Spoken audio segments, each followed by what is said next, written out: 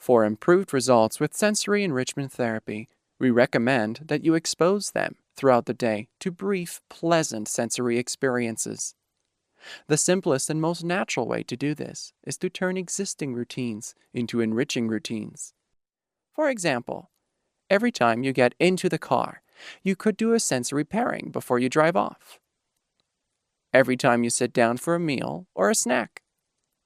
Every time you help them get into new clothes. You don't have to interrupt them or what they're doing to do the protocol. You can join them and at the appropriate time do a pairing with them and then leave them be. In some cases, they may stop what they are doing in order to take in a complete experience. That's the ideal.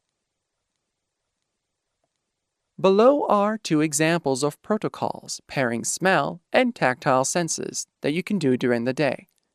The gentle claw and smell is the most recommended, but if they are resistant to being touched, you can warm them up to it by substituting in the smell and feel protocol until they are ready. Bath time. One of the best and most popular ways to help the brain recover at the end of a day is a warm bath followed by a hand, toe, or foot massage while wrapped up or covered in a warm towel. Feel free to adapt this procedure to fit with your family and bath time routines. Bedtime. At the end of each day, our brains are drained, especially when we have had a lot of things to deal with.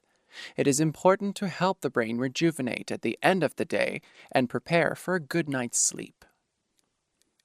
As they get ready to sleep, have them listen to a few minutes of relaxing orchestral music and put a scent on a tissue and place it inside the pillowcase, or find some other way to have them smell something throughout the night.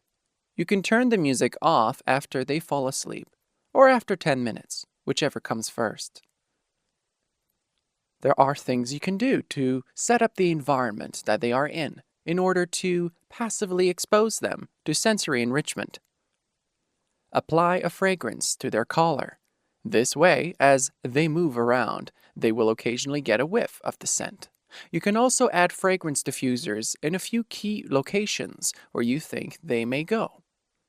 Place textured welcome mats in a few high-traffic locations around the home and let them explore the textures with their feet. You can also place a textured mat under their desk or under their favorite spot at the kitchen table. Reduce stress. Number 1. Reduce sensory overload. Most people who have challenges with processing information try to control their discomfort by creating overriding sensory information. The best place for them is a location where they can feel comfortable, a location that is quiet and generally deprived of visual stimulation. It is usually a good idea to speak softly around them. Give them enough downtime. Sensory enrichment therapy will help their brain grow stronger and develop new skills.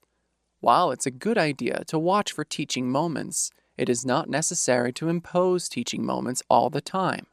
It's important to give them breaks during the day when they can do less and not be expected to perform. In fact, downtime is very important for the highest levels of brain performance.